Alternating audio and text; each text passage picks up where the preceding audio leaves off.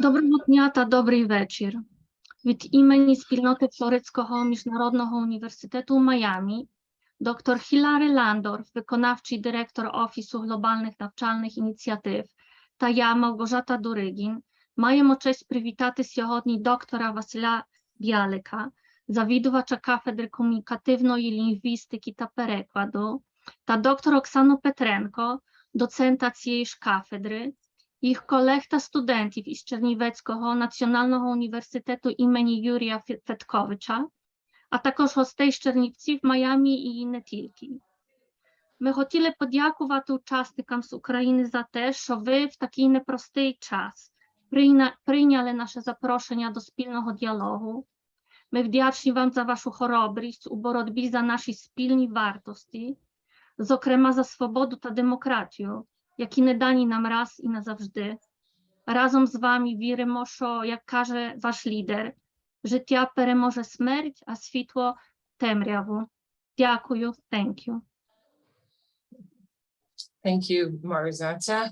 Hello, good evening. I'd like to welcome our FIU students, faculty, administrators, and friends to one of our most noteworthy events. Today, we'll be speaking live with faculty and students who represent our counterparts at Chernivtsi National University in Chernivtsi, Ukraine.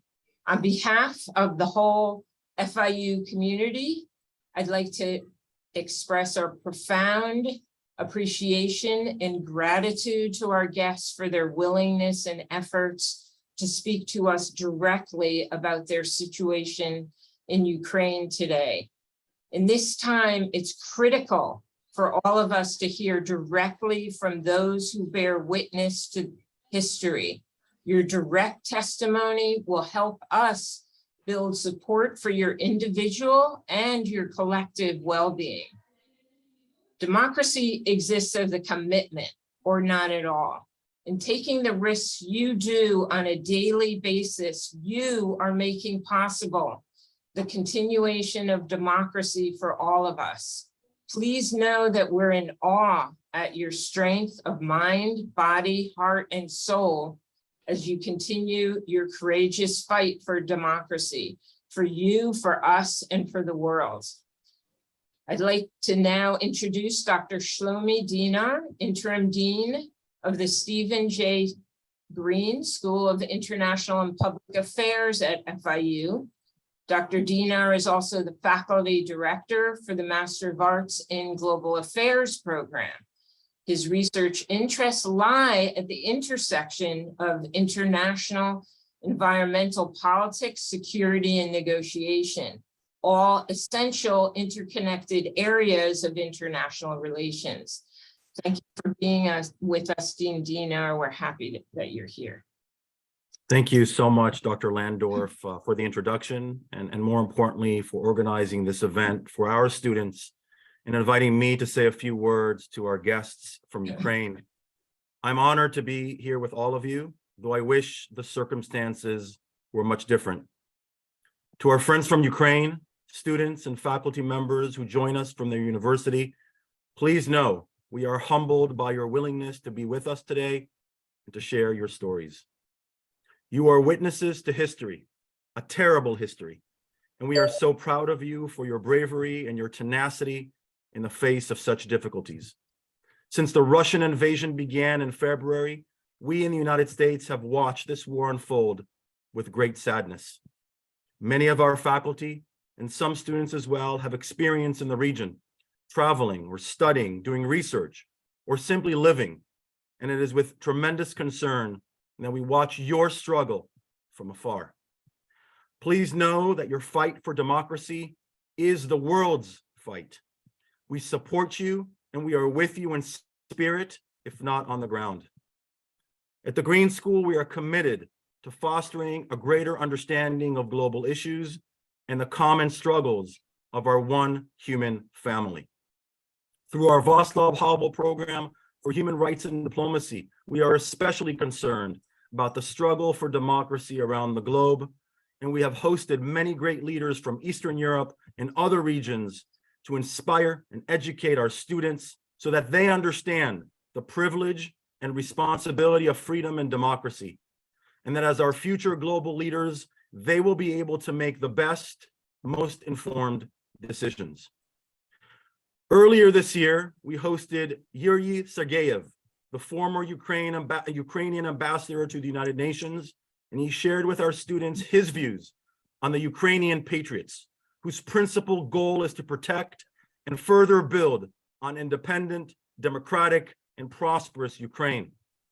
That is what we wish for you as well. I applaud you for joining this conversation with our students and for sharing your insight on the situation in Ukraine and what we in the United States may be able to do to help. Thank you again for being here. We send you our heartfelt wishes for peace, for safety, and the safety of your friends and family. Thank you, and Slava Ukraine. Героям слава. Thank you, Shlomi. We're also honored to have with us two distinguished faculty, many distinguished faculty members, but two I'm going to introduce from Chernivtsi National University. That's Drs. Vasyl Bialik and Oksana Petrenko. Dr. Bialik is a full professor and chair of the Department of Communicative Linguistics and Translation, specializing in the theory and history of translation. And Dr. Petrenko is an associate professor of second and foreign language linguistics and linguistics research. Thank you so much for joining us and for bringing your students into this vital conversation. So we'll first hear a few words from Dr. Bialik and then Dr. Petrenko. Thank you, Dr. Landorf. I have a privilege and honor to say some welcome words at this meeting. And I do hope that this is not one day event or one-time meeting, as I do believe that we'll have to conduct such meetings frequently on a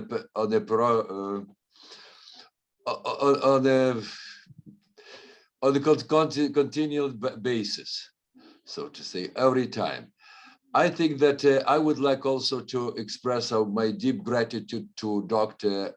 Landorf and Ms. Malgorzata Durygin, as well as Michelle Zalwid. And I really greatly appreciate your assistance and support with Ukraine. And you see, you make us stronger because we believe that we can defend these values that you share, that we share together.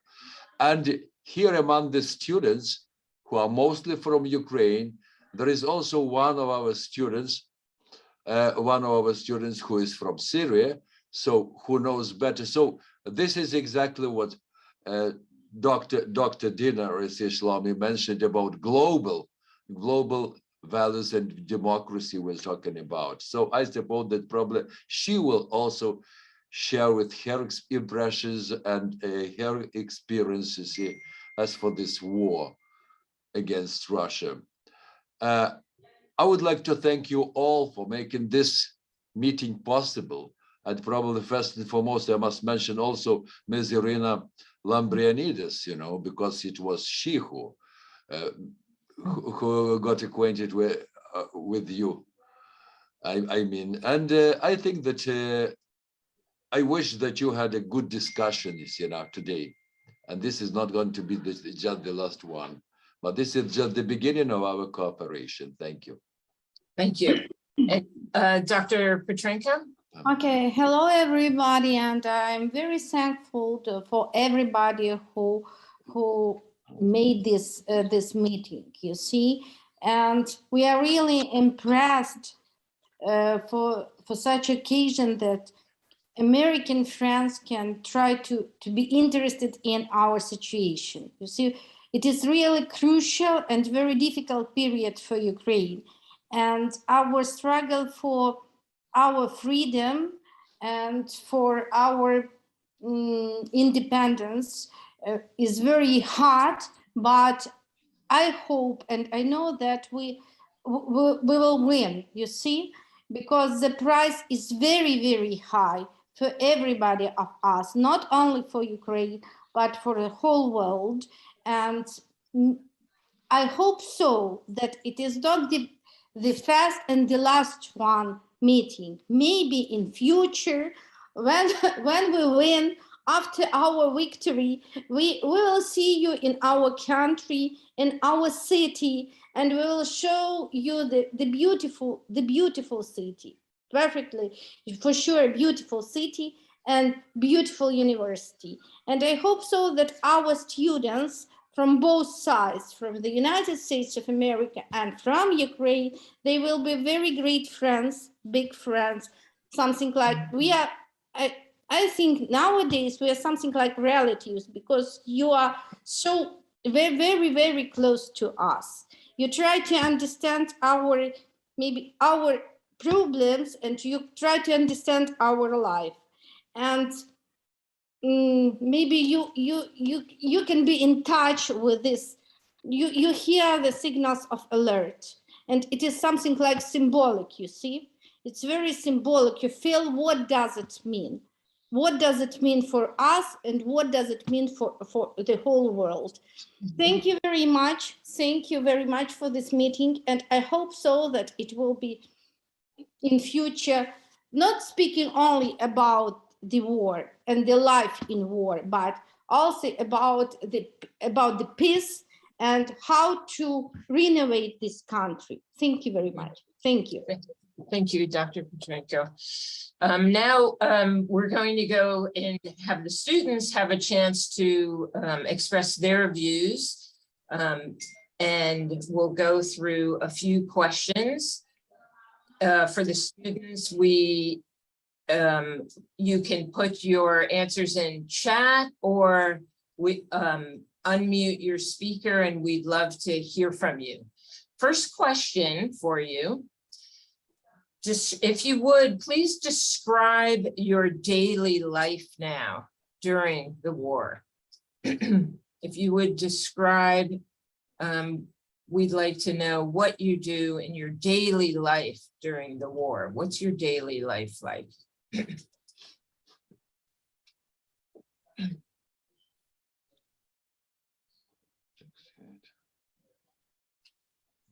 Okay, may I start, please?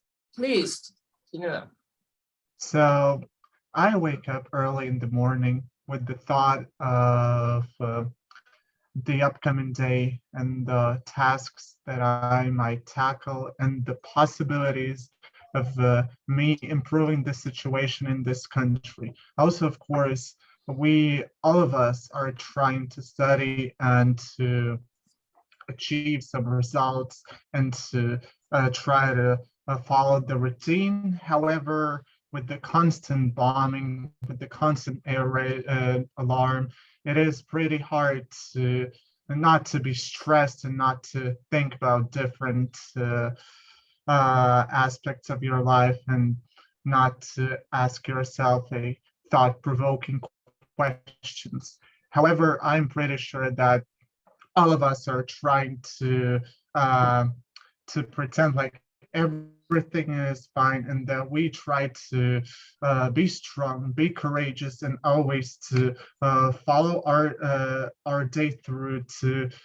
We are trying to do everything possible, everything in our power to make our families proud, to make everyone proud, and always be happy, because that's what our soldiers are fighting for. They're fighting for us to be happy, to be free, to enjoy the freedom and peace. Thank you, Dina. Let's hear from another student.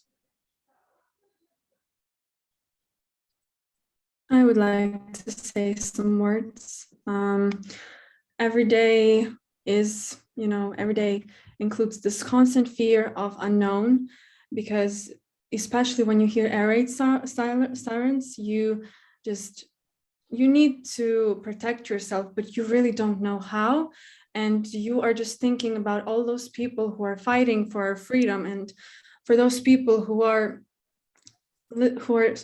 hearing those air raid sirens every single day and throughout the whole day, and you just feel very bad. You feel horrified. And I am reading the news, what is happening, and I just get overwhelmed. I can start crying just because I feel like it's so bad, because our country has always been fighting for freedom, and right now we cannot give up. We need to win, and I know that this will happen one day. It's just I need to continue living and to protect myself, to protect my relatives, and just to help the soldiers to fight for Ukraine. Thank you, Anastasia, and thank you for being so open about your feelings. May I add something? Please. So hello to everyone. I'm really happy to hear the words you said today. And to talk about the day, I must say that probably nowadays everyone is like maybe on the 24th of February, but we are not afraid anymore, I think, because all of us are expecting the victory, and I think that it will soon come. I just must say that the only thing is like to know that like probably there is no day for any of the Ukrainians to spend like without the help to the military, to the IDPs probably, and that's how like, I'm really proud to be Ukrainian because of that, because there is no day without support like for those who are in need, and for our military to finish this war. So that's it, I would say. Thank you, Maxime. We appreciate those words. May I add, please? Please, Nora. First of all, thank you so much for being here with us. So to be honest, at the beginning of the war, I also had the same feelings when the war in Syria began. I was born in Damascus and lived there until I was 9 years old. My family and I had to leave because life there was unbearable. Uncertainty, fear, sadness, and anger, these are feelings that do not leave me, honestly, but thanks God, my whole family is alive, but my uncle is a military man, so he has been serving and protecting Ukraine since 2014. So on February 21st, of course, he went to defend his homeland, and he was in Kiev, and he miraculously survived. My mom most often cannot call him because often there is not connection. Unfortunately, at the moment, we don't know where he is. He has not responded for a month. So we're trying to call him and we try to support each other. So this is what I wanted to say. Thank you. Thank you. Thank you, Nora.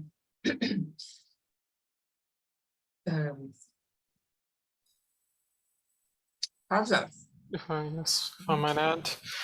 At the beginning of the war, we pretty could say that we all experienced fear, but we knew that we had to adapt to it all, to the new situation that we have faced now, and quickly started volunteering, I think. And when you hear some people that come here to our city from all the cities that suffered from the aggression, that's been bombarded, all the atrocities that have been committed against the Ukrainian people, it's nothing like some news when you experience it firsthand. It's very unfortunate that it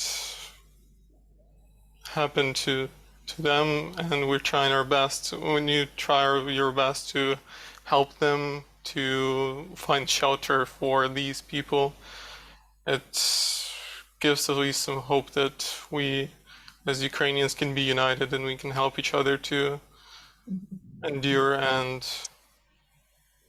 face the aggression of the Russia. Thank you, Pavlo. We're going to go on to the next question.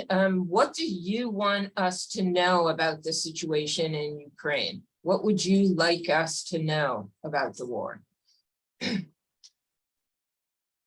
May I start, please? Yes.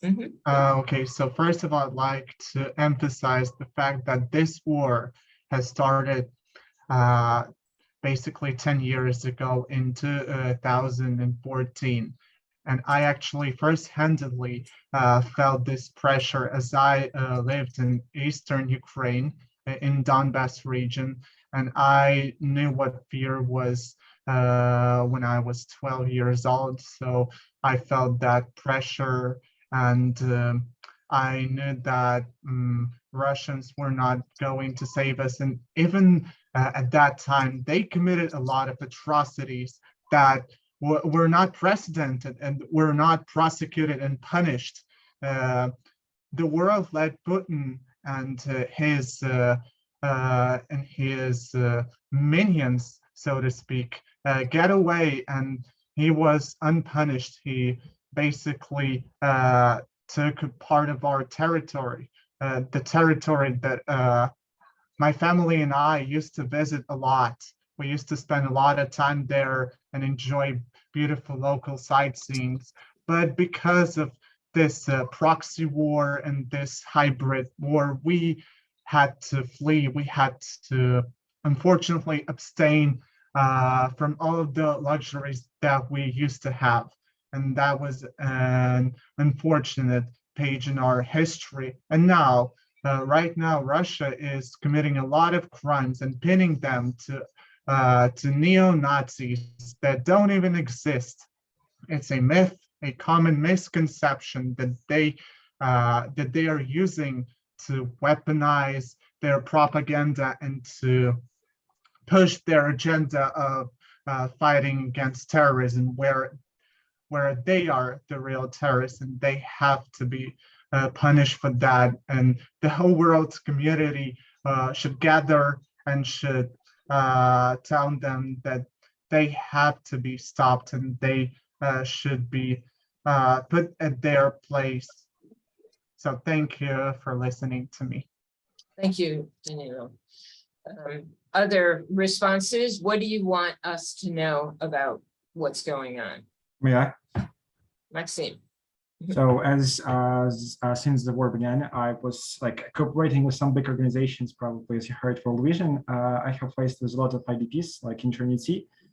And unfortunately, or I don't know, maybe fortunately, I heard a lot of stories like of not the best, like, I don't know, attitude to them. And I must say, like, that a lot of people, it's like, as the process started, it's a long propaganda, like, which started far, far away in the past, I must say, because a lot of people, which are maybe much older than, I don't know, like the kids, yeah, I'd say really old people, they believe that it's Ukrainian attacking the Russia until they came right here, like to the Western Ukraine, and they even didn't believe that probably such great people living here, because they always believed that the people like Banderitsi and something like that, like I know, are here. But it's not, I must say that this is like was planned not like only this year or not maybe for the last few years. I think it has been planning for a long, long time. And unfortunately, I must say that every person is affected by this war, because it doesn't matter, are you a soldier or are you here in the safe maybe places in Ukraine where you can support only by volunteering and maybe making donations. And also, I'm afraid that you probably don't even imagine how worse maybe it is because of the civilians are killed, because you probably saw the pictures from Bucha, from Irpin, but I'm afraid, for example, in the Western and the South Ukraine, probably like Mariupol or something like this, it's much worse. And I'm really, when it will be occupied, I think the picture will be really, I don't know, scaring. But I think that not a lot of people even imagine how bad is it. So probably that's what I wanted to say. Thank you, Maxime. May I please? Yes, please, Nora. So I want to focus your attention on small cities and villages on the front line, which is under fire every day and night. The media doesn't give them much attention, but there are still people who can't just leave their houses for whatever reasons, and hundreds of families who lost their homes. Russia keeps destroying those areas without any military benefit, just pure terror. I'm so sorry, just pure terror against civilians. Also, I want to mention humanitarian problems in occupied territories, because hospitals are used for Russian soldiers and rejected for civilians. So it's almost impossible to get help in case of any emergency. Russia rejects any humanitarian aid from Ukraine to that territory and doesn't support it in any way to civilians. So the only way to help people there is by spreading information, please, and mentioning the International Red Cross or other organization about humanitarian crisis there in all territories that were liberated by the Ukrainian army or military detects new crimes like Bucha. So we're dealing with cruel country that deliberately kills innocent people in all ways, and only together we can stop them. Thank you. Thank you, Nora. That's very helpful for us. If we could, that's a good segue to the next question. And I encourage those of you who haven't spoken yet to give your, to make your voice heard. So what can we do to, if anything, what can we do to help you and your family and friends, or to help Ukraine? If I may. Please. I have no unstable network, so you can hear me badly. So I No, apologize we can hear for you that. fine. Okay, that's great.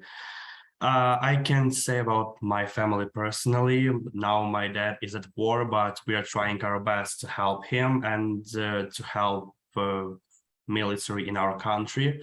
I would rather say that you can help the whole Ukraine and Ukrainian people by spreading the message. As Nura just said, you can spread the word on social media to your friends, family, and anyone you can.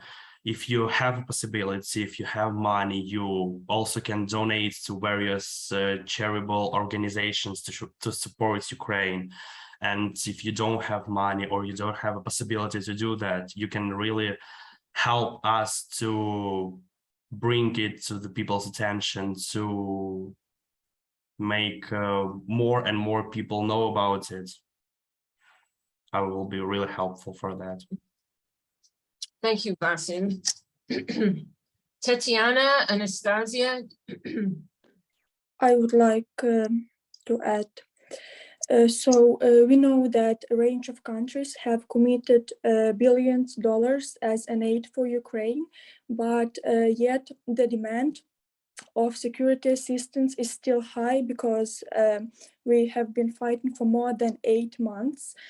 And also the main idea is to remember about Ukraine, about the war, that it's still going on.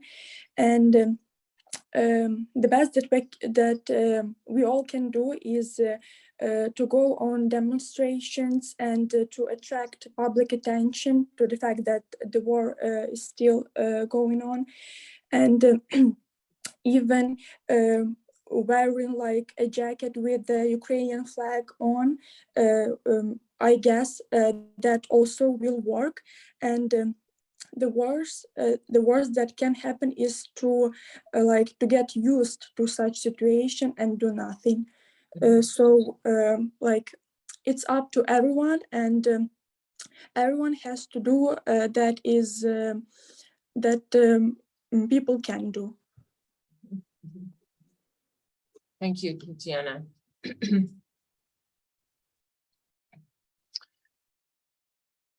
Okay, so we had a question that came in, and we'll share other questions later, but since this question is so related to the question just asked about what we can do, I'd like to ask this now. How can we help and support the efforts to preserve Ukrainian culture?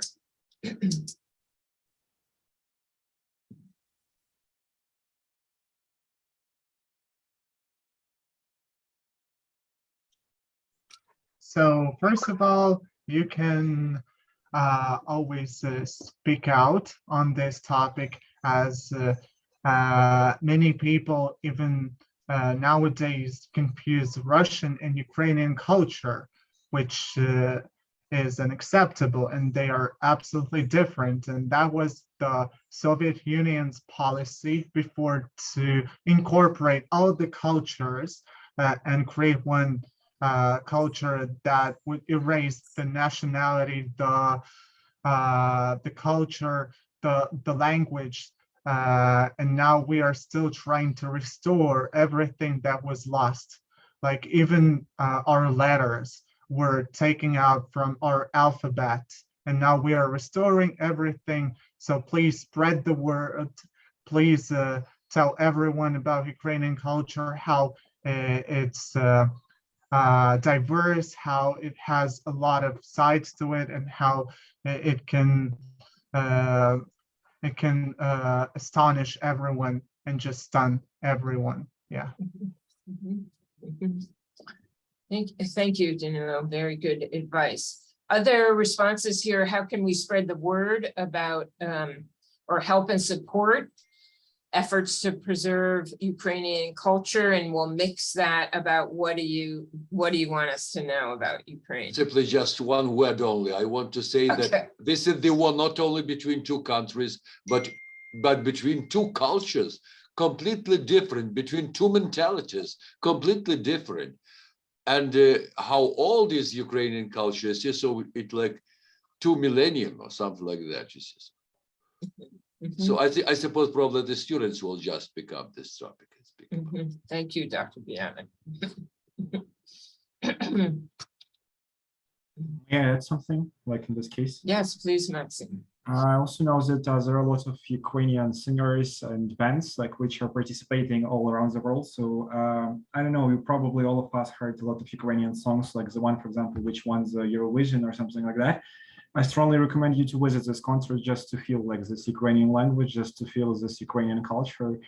And also what it else, as Vasil Dmitrievich said, it's like completely true that we are not the same as Russians. Don't mess with that, like, because it's two different cultures. And if you check what's going on in the south of Ukraine, where Ukrainian culture is trying to be completely demolished and completely destroyed, so you will find out how important it is, like, just to keep it, because Ukrainian culture has been trying to be destroyed for a long time, because Russians were always against that. It's like, since the beginning of the existing of USSR and like until nowadays. So you just have to know that it's a little bit difference between Ukrainian and Russian. So that's what you need to know. Yes, and would anyone like to elaborate on this, the differences or something that we can hold on to about Ukrainian culture?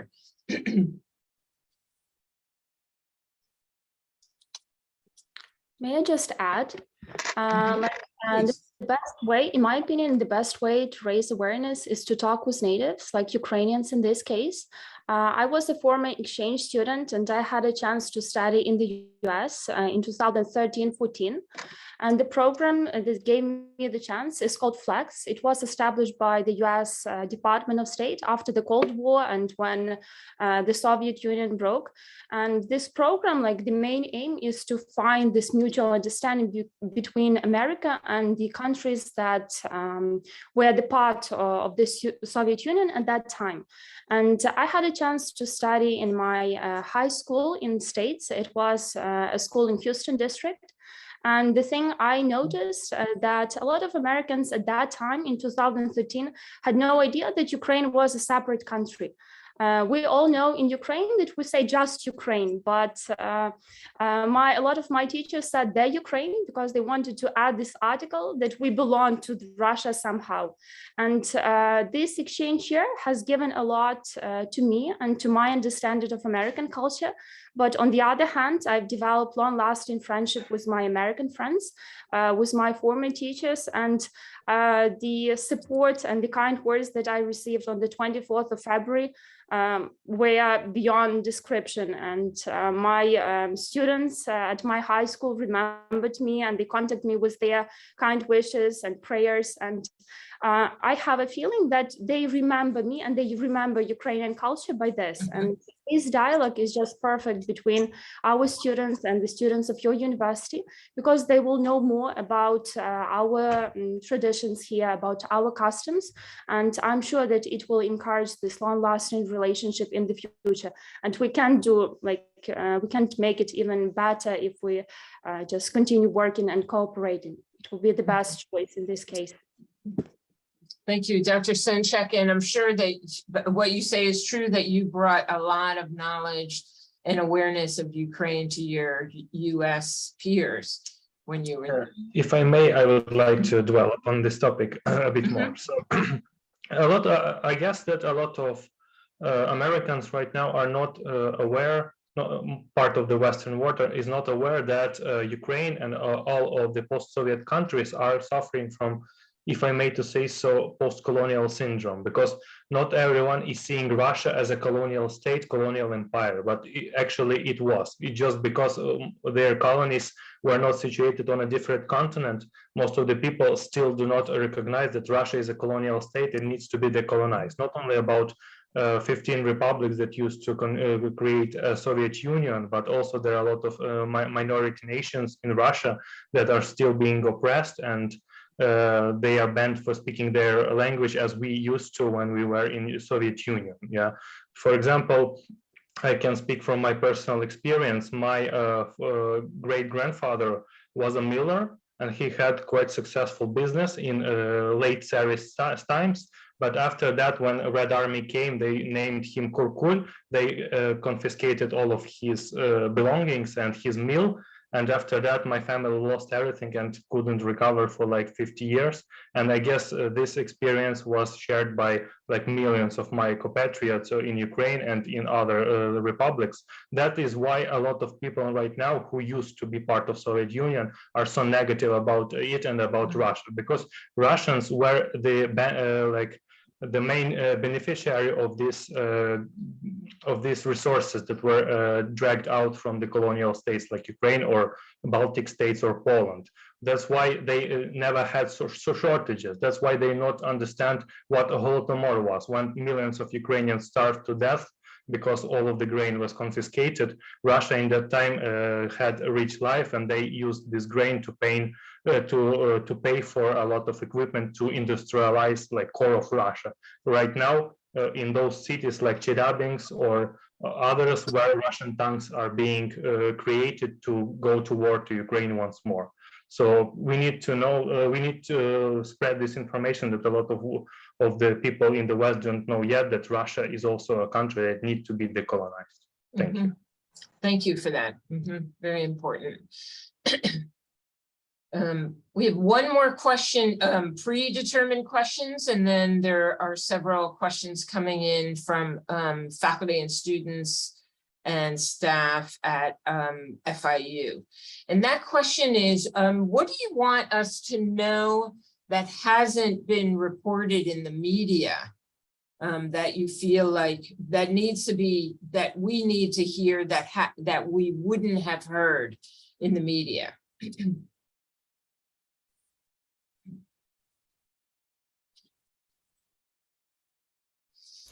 If I may try. So regarding maybe the occupied territories that are right now under the Ukrainian control, but still my father, who is a volunteer, been recently to Kharkiv region, and he himself witnessed what destruction and what atrocities have been committed there. And it is said in the media, like when specifically what specifically has been hit, there are shown the examples of who has suffered. But when you actually see it for yourself, you understand that people still live there and they still are in fear of the occupants, and they do not get all the resources that they need. When you see it by yourself, you just realize that the civilization has almost stopped there. No light, nothing, and we're trying our best to help these people to stop this. It's not even the Nazification as the Russia taught, it's decivilization. It's almost everything has been stripped out of this region. So I think that has to be specified more, that people still need our help now more than ever. So it would be good to recover. Thank you, Pavel. May I also add something? Please. Sorry to cut in. No, please. I wanted to tell from my personal experience, because my grandpa always told me how, like in Russia media, they tend to tell that the Russians were oppressed, especially in the east of Ukraine. But that's not completely true, because my grandpa told me that in Moscow, when he used to work there, he was treated unfairly. Whereas in Ukraine, when some people from Siberia or from other regions migrated to Ukraine, they were offered facilities to live in, they were offered jobs, and they were paid equally to Ukrainians. So this narrative that Kremlin is pushing about inequality or oppression was completely untrue. And actually, their actions made the situation even more deteriorating right now. Thank you, Danilo. If I may. Please. Now, I don't know if you already know this information, but because of the shelling over the past few weeks, our country is we have frequent power outages because many power grids have been badly damaged. And for example, my mother now, she's living in this town in Chernivtsi. However, she's living in the region, in the countryside, and she has no source of electricity from the early morning till now. And even though we are calling this all war, we are reading many stories. For example, I have read many stories from Twitter, from Ukrainian friends, and from people that I know about all the terrible things that are happening there, and all the terrible things that Russian soldiers are doing to our fellow Ukrainians, to girls. And I would rather call it not a war, but rather a genocide more. Yes, thank you.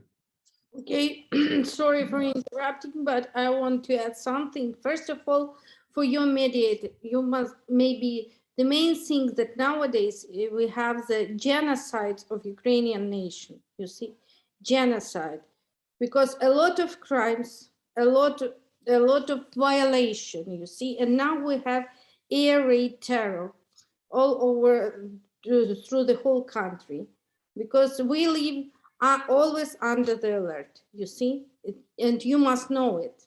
You must know it, because our price is very high, but it is very difficult to break us. It's very difficult. But nevertheless, nowadays we must speak about the genocide. The first thing is. Thank you. Thank you. Thank you, Dr. Petrenko. I just want to say that right now we have the third air raid siren. So that's just how we live today. So every time we need to go to the bomb shelter or in the corridor, because we have this rule of the two walls that you don't need to be standing next to the window, so you just need to go deeper inside the building in case of the explosion. That's just how we live every day. And sometimes you just get used to it. Like we in the Western Ukraine suffer from this less, but I have a friend from Kharkiv who was in a voice call with me where we were speaking on different topics, playing video games. And once it was an incredible explosion. And he said that was just a Buratino. We used to that. He didn't even went somewhere because he said it flew away to different quarter of the city. It was so unnerving to think, to hear about that. But after that, you just see that probably people are getting used to everything. That's why maybe right now the West and all of the world is so threatened by Russian nuclear threats. But now in Ukraine, we are just waiting for it and saying that there is nothing can be worse than that. So we are not afraid. If that happens, that will happen. So we will live through that. At first, we will be at shock. In a week, we will be like gathering everything that survived, and maybe in a month we will be living as we lived, only like with nuclear particles all around and something like that. So I just want to say that even though Russia tried to threaten the world, I think Ukrainians are the first one who are not afraid of them. And we encourage all of the world not to be afraid of these threats, because, you know, they try to make West appease with Russia, as for example, Chamberlain did with Hitler in 1938. Yeah, you know, at first they agreed to give 1/5 of the Czechoslovakia to Hitler, and what did it lead to? In less than a year, World War started, and nothing was prevented. So that's how it works, at least in our opinion. Thank you. That's so important for us to hear. If I may just add, like we have enough press coverage, I suppose, about the war, missile strikes, air raids, but I just want to add that social problems are on the rise, and honestly, I'm scared of planning my future and starting like a family, because I don't know what to expect next. Our salaries decrease. A lot of people lose homes. A lot of homeless people nowadays who depend on volunteers and the humanitarian aid that countries ship us and supply us with. And like the people say that we should prepare for the most severe winter. And I believe it's going to be true, because we now experience power cuts. And honestly, if I talk about myself, if I have no electricity at home, it means I'm hopeless. I have no light, I have no water, I have no gas. So I know that my grandma has the same situation. She lives in the apartment building in the city in central Ukraine, and today she said that her local government decided to provide them with some wood, because they plan to have these fires and bonfires in the yards near her apartment building, in case they have no electricity and no heat for a couple of days. And we should be aware that these problems like are increasing as well. Thank you. Other students, what do you want us to know that hasn't been reported, that you think a piece of information that we wouldn't know from the news? Can I add?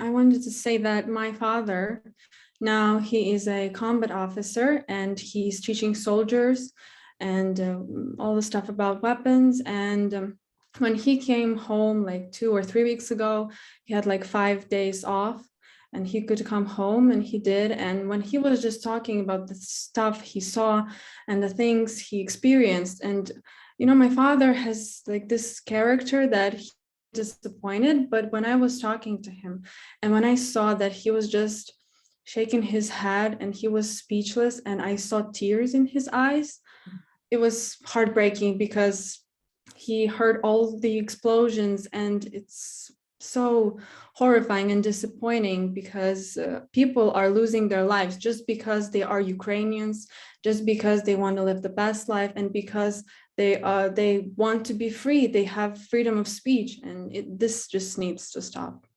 Thank you. Thank you, Anastasia. Also, if I could add something, yes.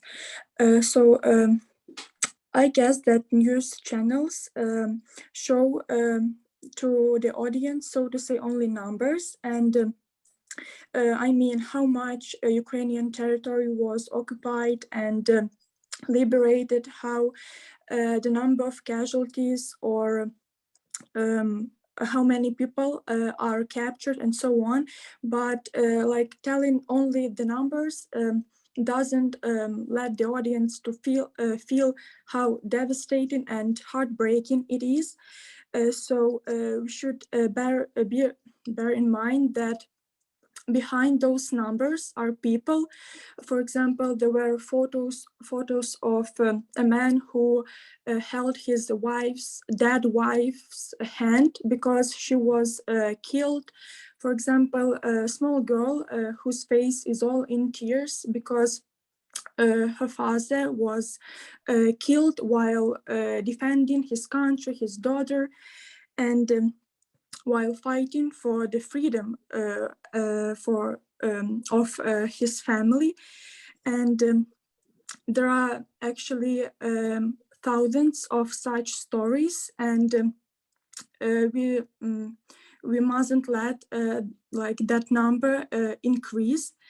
So we should remember that there are children who will never turn 10, the students who will never get their diplomas, the brides and grooms that like will never go down the aisle. And I guess that it shouldn't be omitted or considered as inappropriate content on TV, because what is really inappropriate is to keep silent about that. Thank you. Thank you, Tatiana.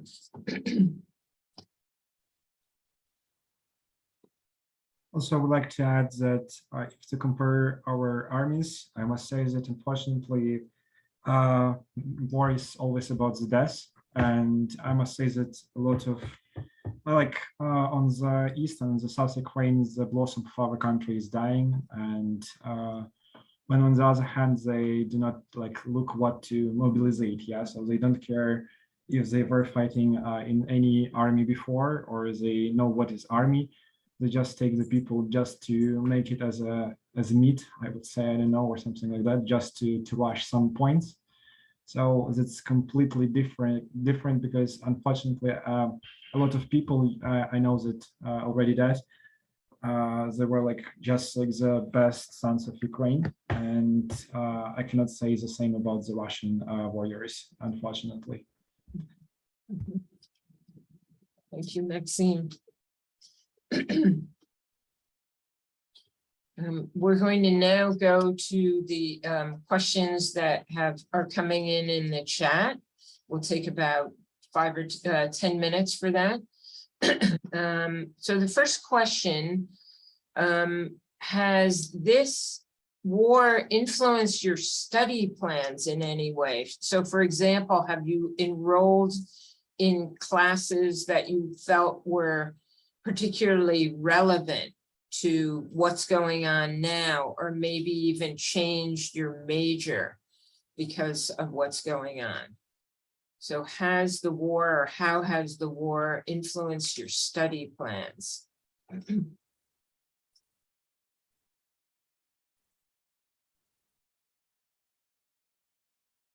So may I start with that?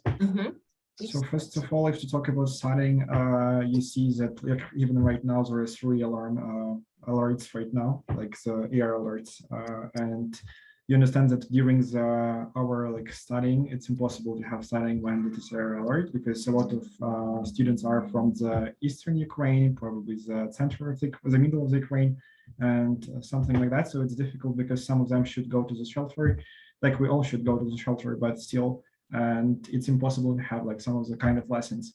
Also, it's really awful when during the lesson it appears, because like it's in the middle of the studying, we have to move away.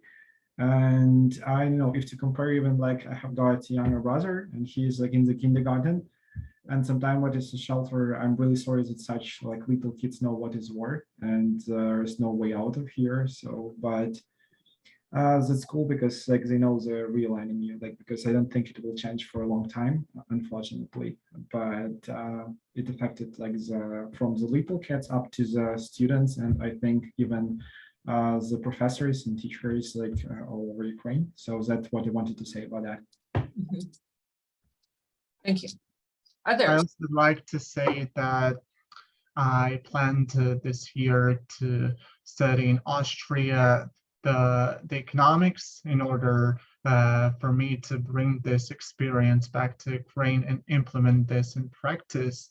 However, because of Russia's invasion, my plans had to be put off, and now I'm changing my plans. I'm planning to study in another direction, and perhaps in the future, when the borders are open, I will be able to finally chase my dreams and to get what I always wanted and what I always was striving for.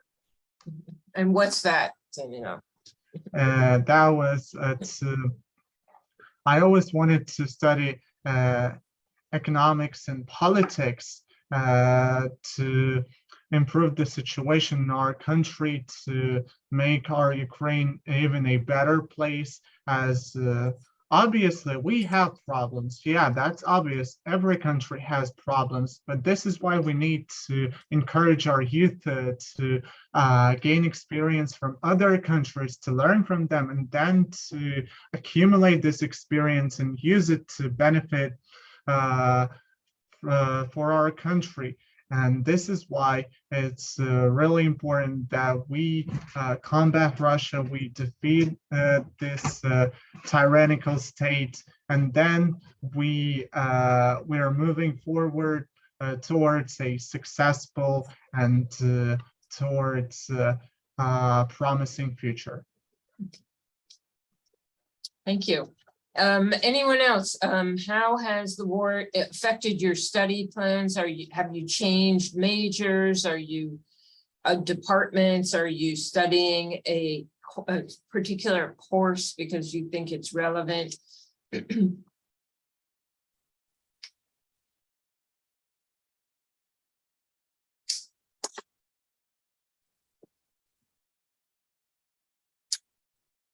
Okay. Another question is, how can we at FIU support you the most? How do you think we can support you? We who are on this call and others who couldn't be on the call, what concrete things can we do to support you? May I please? Mm-hmm. So you can help us to spread information about Ukraine on social media, because it's important to show the world truth about what's going on and to fight together against the dictatorship, injustice, and violence. Everywhere in Ukraine, you have a chance to get under fire because Russian army shoots mainly civil objects. It's a crime. It's a crime against humanity and breaking the rules of war, which Russia repeats every single day. So you can be our voice to convey information to the masses and international organizations. Thank you. We will. Thank you.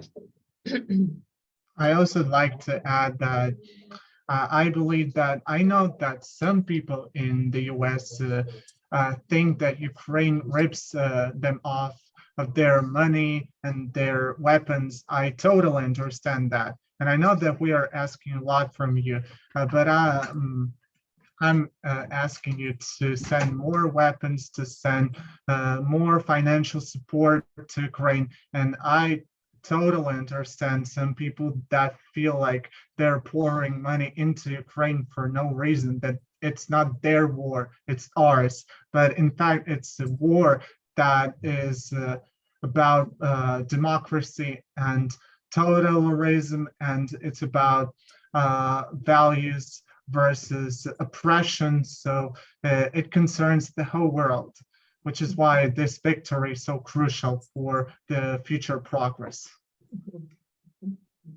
Absolutely, thank you.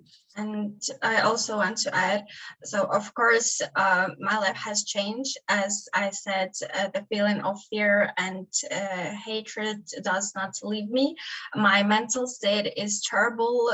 This is the worst year of my life, but on the other hand, I'm very glad that I have a roof over my head, water, and food, because And many people do not have a home, and I feel so sorry for such people. I always try to send them money to help in any way I can. For example, I have a friend who lives with her family in Zaporizhia. Russians bombed the neighboring house and many people died, unfortunately. They are very afraid of their lives. Now I help them find apartments in my city. Hope this all ends soon. Thank you. Thank you, Nora. I also wanted to say that besides spreading the information, we can say that your help matters, your voices matter, and your money that you send matter. Because, for example, my mom is working at the kindergarten, and now it isn't working properly. There are no kids. There are internally displaced people. As far as I remember, there are like 90 of them. And every day she says that the help and the food that other countries are getting us and the food that they're getting is extremely important, and it helps them a lot to save their money and save the money of the people that just flew their homes and fled from that horrible war. And I really just want to thank you for this meeting, to really spread the awareness and spread everything that we experience in real life to the people that really want to hear that and want to be a part of this situation, I think. Well, that's really very important for us to know, Vasio, that our help is getting to where it needs to be. So thank you for that. As the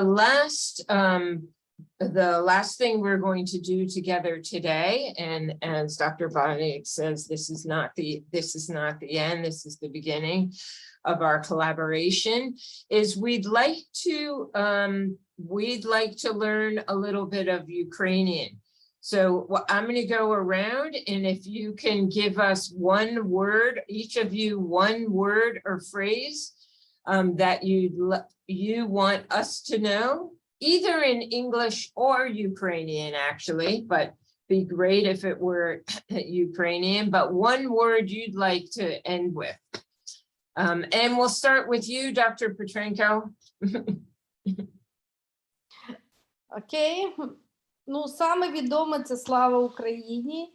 І на сьогоднішній день, військовий час, ми використовуємо Укрзалізниця, Паляниця і Полуниця для того, щоб визначити, хто є росіянин, а хто українець.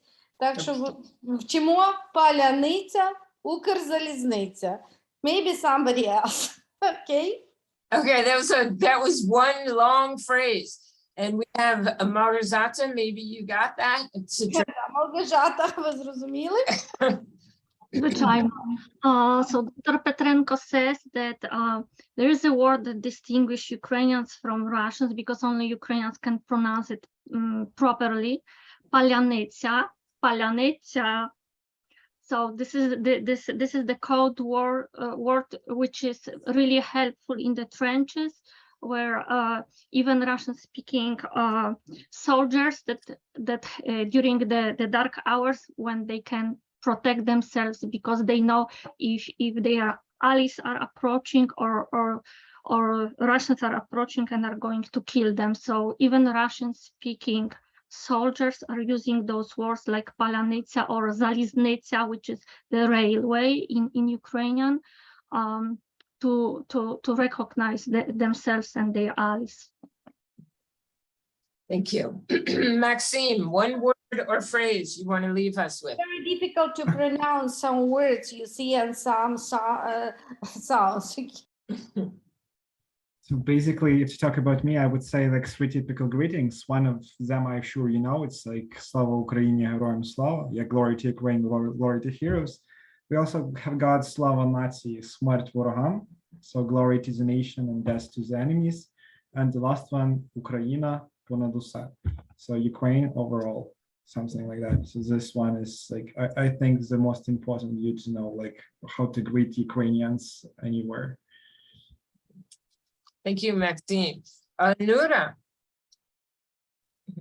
Yes, I want to tell you about a verb, kochati. It's a verb, namely in a romantic way. It's kochati. Okay, kochati. Thank you. Pavlo. Well, I think there is just one word that I want to say is перемога, is victory. This is just what we're gonna face soon, and I know that we're gonna be victorious in this war. So перемога.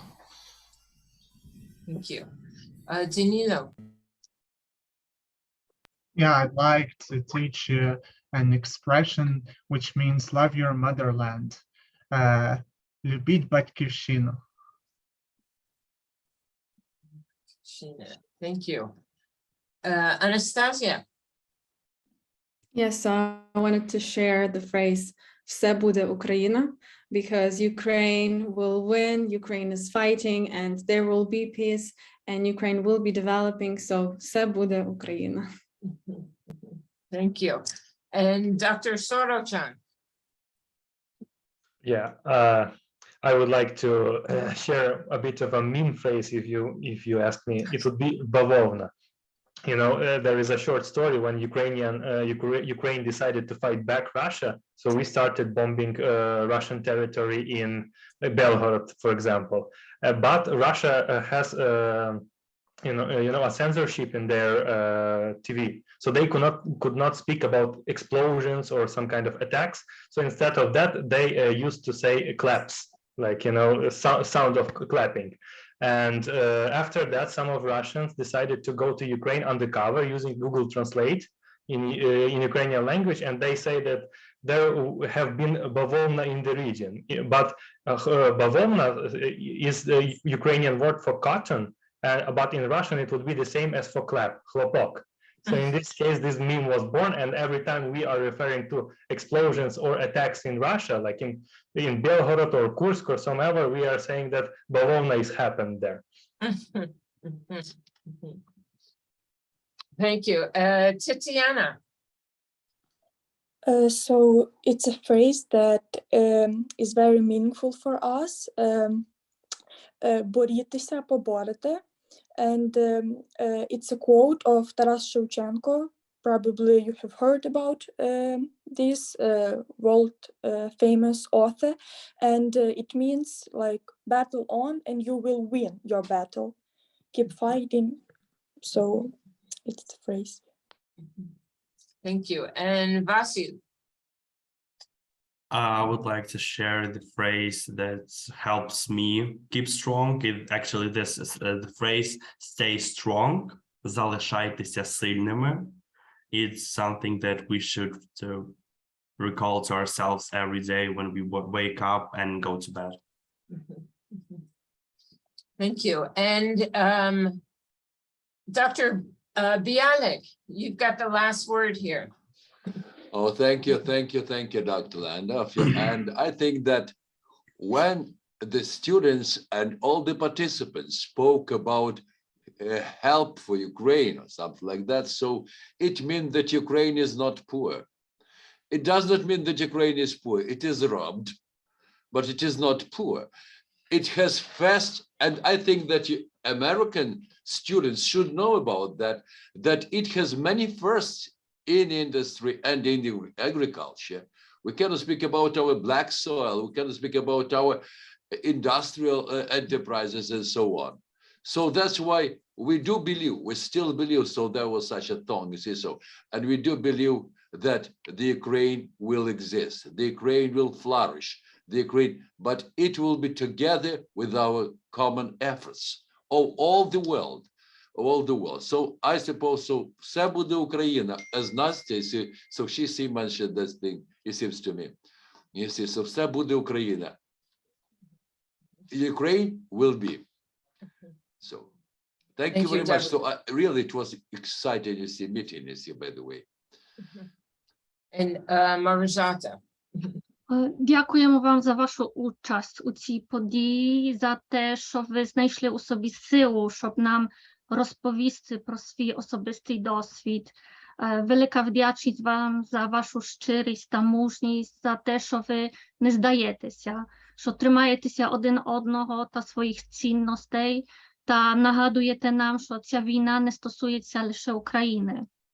Вірте в себе, в своїх однодумців і в свою країну. Паляниця. Дякую. Well, thank you all, and until the next time, please stay safe and know that we're with you. Because many students were willing to participate, you see, but this was just a limited number. So that's why we think that next time, you see, so we'll have more students, other students. Thank you, colleagues, for this experience. It was incredibly interesting, and I hope that we will have such meetings more, because I believe all of the students and all of the members still have a lot of things to say about the situation. And for now, I just want to say Slava Ukraini. Героям слава. Героям слава. Перемога. And God bless America. And God bless the Ukraine. Thank you very much. Thank you. Thank you. Thank you. God bless everyone. Thank you. God bless America. Thank you so much.